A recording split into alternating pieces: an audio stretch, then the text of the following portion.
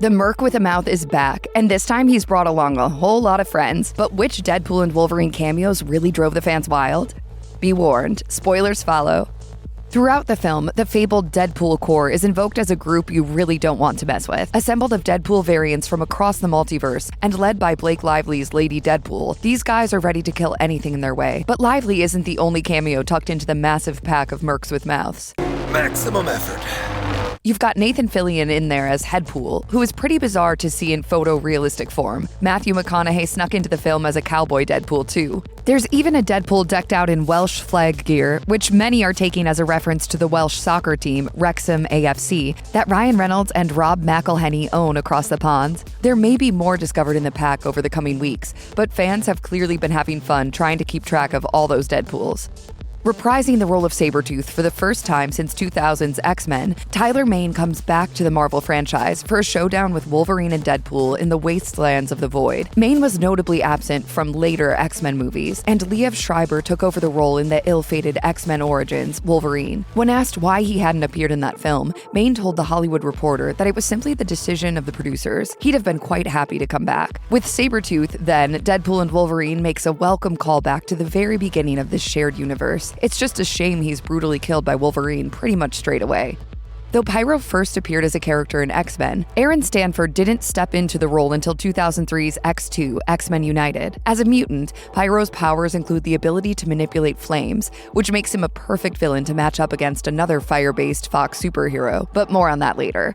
Patience.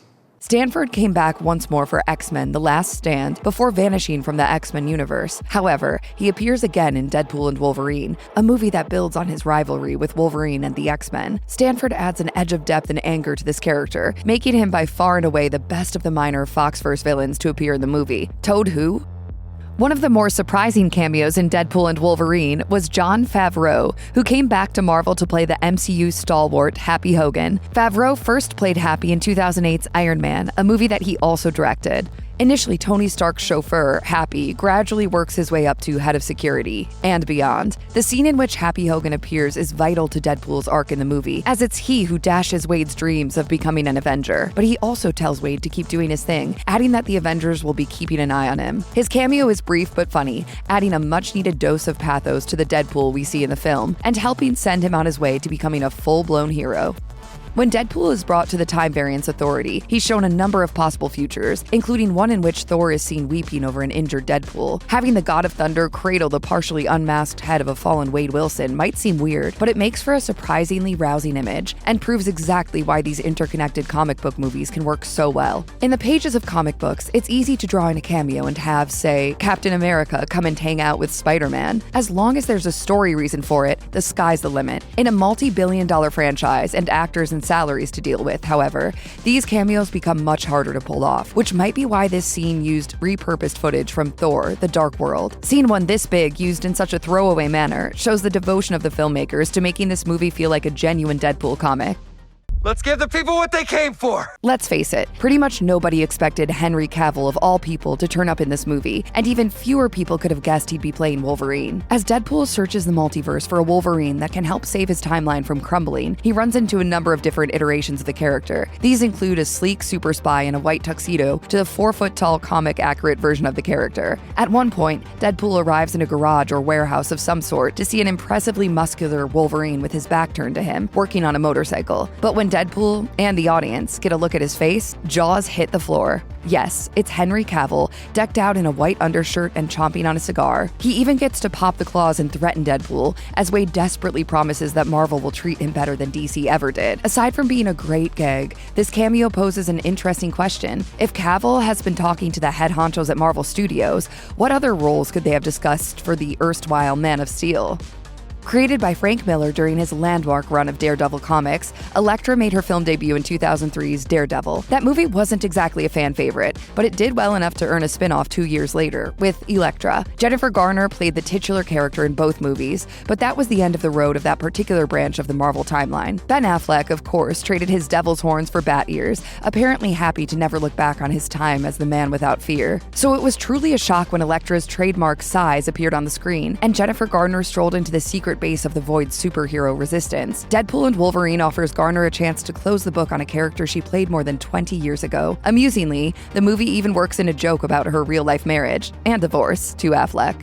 At 2015 San Diego Comic-Con, Channing Tatum was brought out on stage at Hall H to announce he'd be starring as Gambit in a brand new X-Men Origins film. He was supposed to take over the role from Taylor Kitsch, who played the part in X-Men Origins Wolverine. Unfortunately, the film got trapped in development hell and never got made. Directors ranging from Edgar Wright to Gore Verbinski circled the project, but the team at Fox just couldn't make it happen. X-Men Origins Gambit became a mere footnote in the history of Marvel, despite all that confidence and excitement behind it. In Deadpool and Wolverine, Tatum's Gambit is teamed up with the other super heroic survivors in the Void, and it's amazing how accurate they were with Gambit's ridiculous animated series costume. The absurdity of his appearance, however, didn't take away from the power of his arrival. It's also worth noting that this isn't the only recent instance of a self-referential, multiversal cameo of an actor whose movie never got made. But where Nicolas Cage's appearance in The Flash provoked groans, Gambit's Deadpool and Wolverine role inspired gasps. Maybe it helped that Gambit's actually had a point. There are worse things out tonight than vampires. Like what? Like me. Another film that seems to be circling the may never get produced pile is the introduction of Blade into the Marvel Cinematic Universe. The movie has been in the works, with Mahershala Ali attached, since 2019. That's 5 full years, and we've yet to see the Daywalker hit the big screen. During that time, we've heard whispers and stories about various problems with the script, the setting, and Marvel's various choices of directors. It certainly hasn't been an easy ride. In stark contrast to this, Wesley Snipes starred in 3 popular movies as Blade, released in 1998, 2002, and 2004. Snipes has slowed down his acting considerably in recent years, and so very few people likely expected to see him turn up in Deadpool and Wolverine. This is especially true considering Ryan Reynolds had starred in Blade Trinity, an experience he famously detested. He hates me, doesn't he? Yeah. In fact, Reynolds was said to be so unhappy with the script that he straight up refused to film parts of it. It's also worth mentioning that Snipes himself was hardly thrilled about the way Blade Trinity turned out. So to see Snipes play nice as Blade in someone else's movie, a Ryan Reynolds movie no less, is actually pretty amazing. Now, he has a much higher note to go out on, even though Deadpool and Wolverine can't resist poking some fun at the history between Reynolds and Snipes. Better still is the fact that Snipes got to put in some digs at Marvel's expense about not being able to get another Blade film off the ground, directly referencing the troubled development of Mahershala Ali's iteration of the character. All in all, Snipes must have been having an absolute blast in this movie, and it read on screen loud and clear. Daphne Keane was one of the standout parts of Logan. Then intended to be a swan song for Hugh Jackman in the role of Wolverine, the movie found a perfect supporting player in Keane, who played X-23, a lab-created mutant with all of Wolverine's powers and strengths. Logan was actually supposed to spark a new franchise of X-23 films, but that sadly never materialized. Nevertheless, seeing her play the character once more in Deadpool and Wolverine is quite the treat for those who hold Logan in high esteem, which is pretty much everybody. Keane herself appears to be having a great year, considering she just came off the heels of playing Jedi Padawan Jackie Lan in Star Wars: The Acolyte. She brings a gravitas to Deadpool and Wolverine that lights up the screen, making for perhaps the movie's most emotional cameo role. It's really a shame we didn't get more movies with Keane as X-23, but even if this one doesn't open a door to that future, we can at least chalk it up as a great coda to her role in Logan.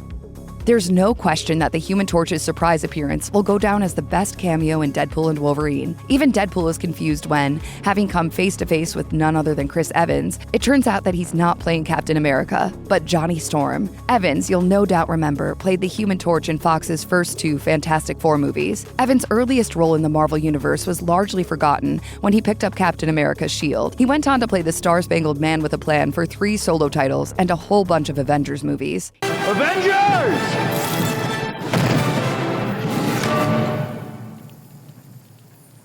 Assemble. Here, Evans effortlessly proves his range in the superhero genre, while also helpfully reminding us that he really wasn't the problem with those Fantastic Four movies. Sadly, it doesn't last long. At one point, Deadpool attributes a nasty, profanity-laced description of the villain Cassandra Nova to Storm. Cassandra, in turn, kills Storm in a truly gruesome manner. Throughout the rest of the film, Storm's ignominious death haunts Deadpool about as much as anything can, especially since Wolverine puts the blame squarely on Wade. Yes, it was a real shock to see Evans reprise his role as the Human Torch on screen, and kind of a treat too. Evans will no doubt be best known as Captain America for the rest of his life, but those of us who suffered through the subpar comic book movie days of the early 2000s will forever associate him with the Human Torch. Confusing the two in the multiverse is a great move on the part of this movie's screenwriters, subverting the audience's expectations in the best possible way. Even better, the post-credit scene allows Chris Evans to perform one of the best rapid-fire vulgarity routines ever committed to film, and it also kinda lets Deadpool off the hook for getting him killed. All in all, 10 out of 10 for this cameo, Marvel. Bravo!